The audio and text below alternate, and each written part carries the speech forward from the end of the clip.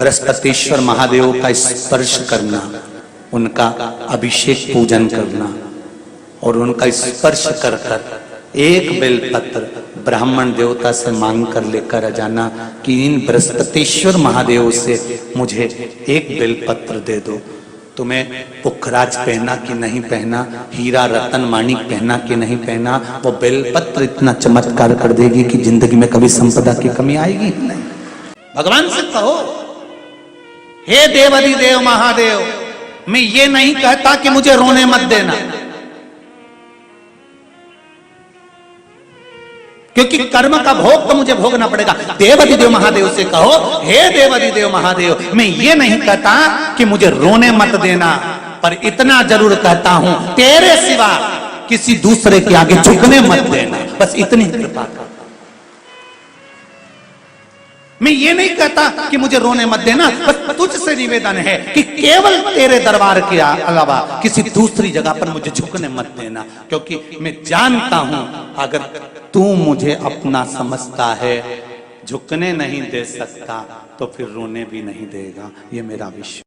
कभी कभी यदि आप महालक्ष्मी का पूजन कर रहे हैं, माता लक्ष्मी का पूजन कर रहे हैं, माँ जगत जननी की आराधना कर रहे हैं, साधना कर रहे हैं, माँ आद्य शक्ति को प्रसन्न करना चाहते हैं, माँ आद्य भवानी को प्रसन्न करना चाहते हैं, और जिस दिन तुम्हारा मन कर जाए कि आज मेरी माता की कृपा मुझ पर होना है, माँ करुणा करे, माँ जगत जननी जगत धात्री माँ अम्बा कृपा करे, तो निवेदन है उस दिन 2 दीप लगाया करो, एक गोल बाती का, एक लंबी बाती का। ये 2 दीप जब हम शिव और शक्ति के लिए लगाते हैं तो हमारे मन की कामना पूर्ण जरूर होती है। प्रयास करा करो, कभी कभी।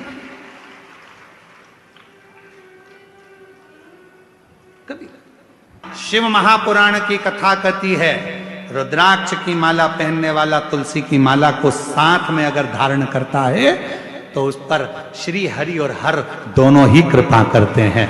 यह शिव तत्व आइए, क्योंकि लोगों ने भेद करा कि लोग भेद करते हैं कि हम तुलसी की माला पहनते हैं तो क्या रुद्राक्ष की माला नहीं पहन सकते, क्या हम रुद्राक्ष की माला पहनते हैं तो क्या हम तुलसी की माला नहीं पहन सकते।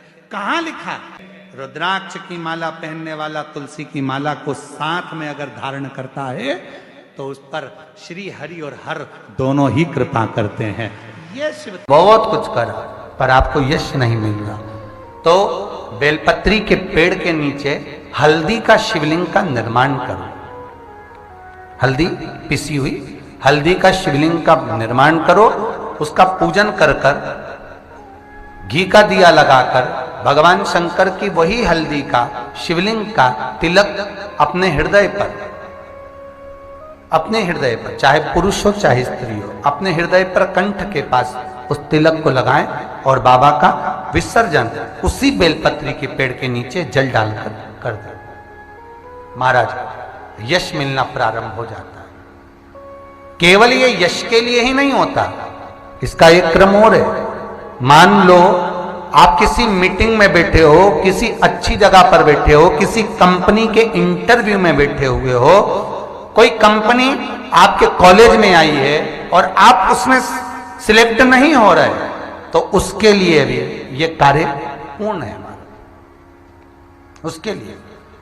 और ये कहां पर भी काम आता है महाराज। मान लो आप किसी कार्य के लिए जा रहे हो और वो कार्य बहुत जरूरी है कि इस व्यक्ति से मुझे ये पैसे निकलवाना है, इस व्यक्ति से मुझे ये काम निकलवाना है, और वो व्यक्ति बहुत दिन से हाथ में आ ही नहीं रहा, तो उसके लिए भी ये कार्य किया जाता है। अर्थात कीर्ति शुद्ध हो, पवित्र हो और यश की प्राप्ति।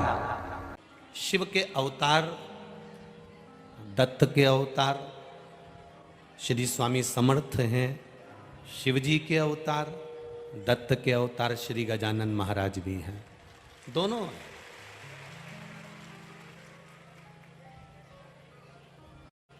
एक ने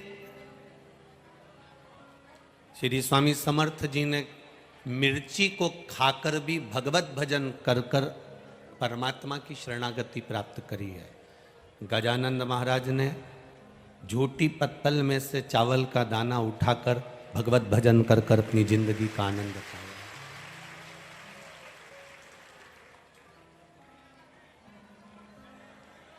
स्वामी समर्थ का नाम लेना भले दुनिया के लोग भूल जाएं, पर जो स्वामी समर्थ जी देकर गए हैं वो दुनिया के लोग कभी नहीं भूल सकते। स्वामी समर्थ जी ने और श्री गजानंद जी महाराज जी ने, दोनों ने एक बात बड़ी सुंदर दी है।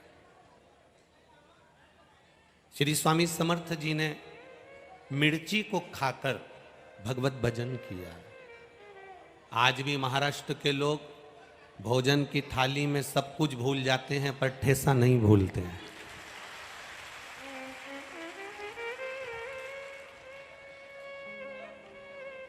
मेरे स्वामी समर्थ जी ने कहा था, मिर्ची खाकर जीवन जी लेना पर किसी को ठेस मत पहुंचाना, इसलिए उसका नाम ठेसा है। और श्री गजानंद महाराज जी ने एक झूठी पत्तल पर से चावल का दाना उठाकर खा रहे हैं। किसी ने पूछ लिया, बाबा आप ये क्या कर रहे हो? श्री गजानंद महाराज जी कहते हैं, गम गम कहते कहते उन्होंने कह दिया कि ये चावल का दाना नहीं, ये स्वयं ब्रह्मा का स्वरूप है, इसका मैं आदर करूंगा तो ये मेरा आदर करूंगा। दुनिया की सबसे बड़ी रसोई, दुनिया की सबसे बड़ी अन्नशाला, दुनिया की सबसे बड़ा भंडारा, दुनिया का सबसे बड़ा भोजन, दुनिया का सबसे सुंदर रसोई घर अगर चलता है तो श्री गजानंद महाराज के चरणों में ही चलता है।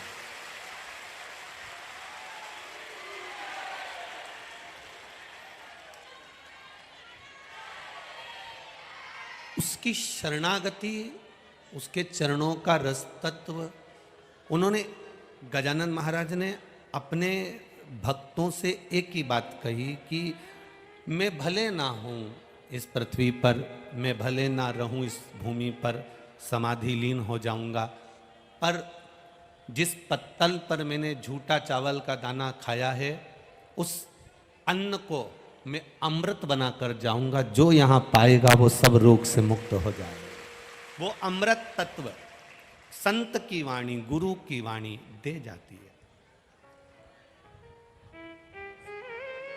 पूरा महाराष्ट्र, संपूर्ण महाराष्ट्र की भूमि संतों से भरी पड़ी है। आपकी भाषा में कहते हैं, महाराष्ट्र संता सून भरून आहे। सारा महाराष्ट्र संतों से भरा पड़ा हुआ। और यहाँ जितने लोग कथा सुनने आए हैं ये भी संत हैं, क्योंकि बहुत दूर पार्किंग हो जाती है, वहाँ से पैदल पैदल पैदल पैदल पैदल पैदल चलते चलते मंजिल तक पहुँच जाना और बैठकर कथा को श्रवण कर लेना, ये किसी संत का ही लक्षण है, किसी दूसरे का नहीं है। छेड़ने में और छूने में दोनों में जमीन आसमान का अंतर है महाराज। काय में जमीन आसमान का अंतर है, छेड़ने में और छूने में जमीन आसमान का अंतर है। छेड़ने में जूता मिल जाता है और चरण छूने में आशीर्वाद मिल जाता है, दोनों में अंतर।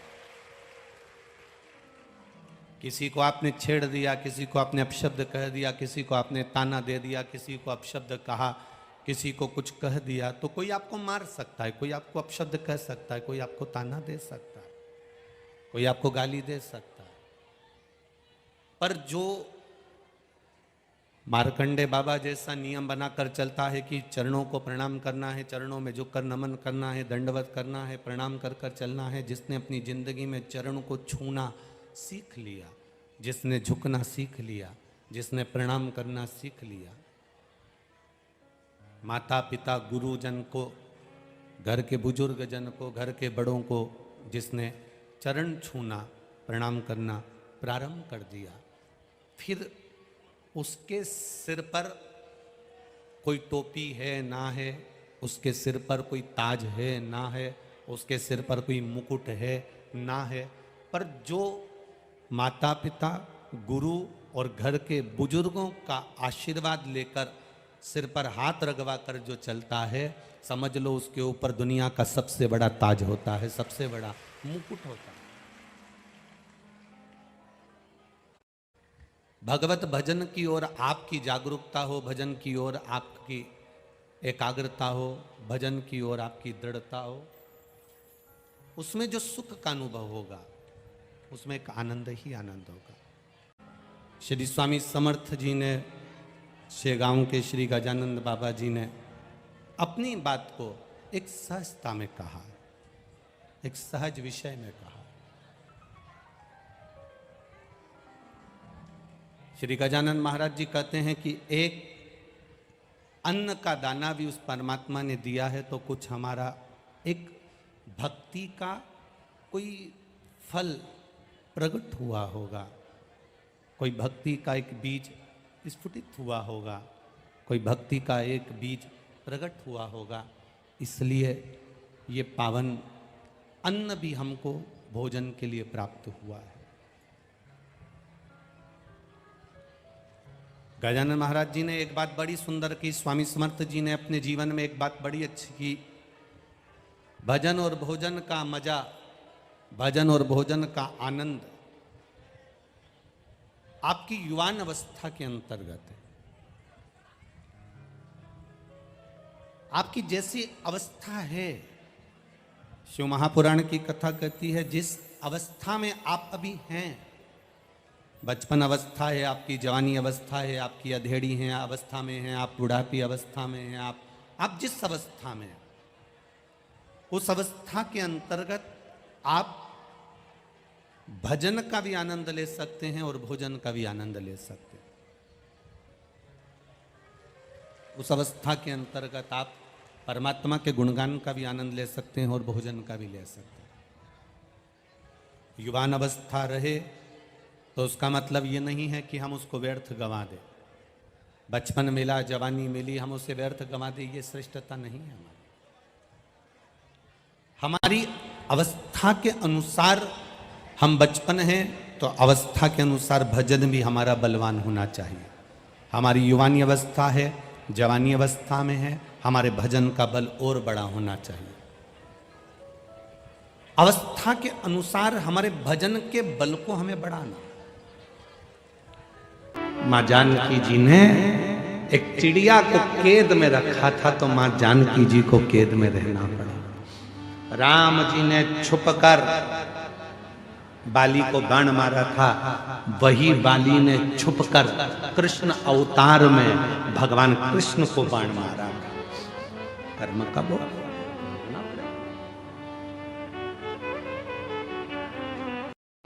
कितना सुंदर व्याख्यान। कश्यप बाबा का कथा आती है, कश्यप ऋषि की कथा आती है।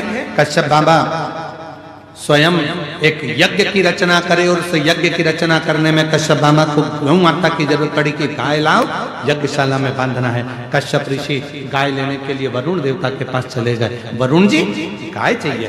वरुण जी ने कहा कश्यप बाबा गाय तो दे दूंगा पर गाय के बछड़े भी हैं, इनको भी लेकर जाओ। कश्यप ऋषि ने कहा मुझे गौ माता से मतलब है, मुझे बछड़े से कोई मतलब नहीं, मुझे बछड़ा नहीं चाहिए। खूब समझाया वरुण बाबा ने पर नहीं माने कश्यप ऋषि। आखिरी में फिर यज्ञशाला में पहुंचे। विद्वान ब्राह्मणों ने कहा इस यज्ञ को पूर्ण करने के लिए गौ माता की जरूरत है, गाय ला कर दो।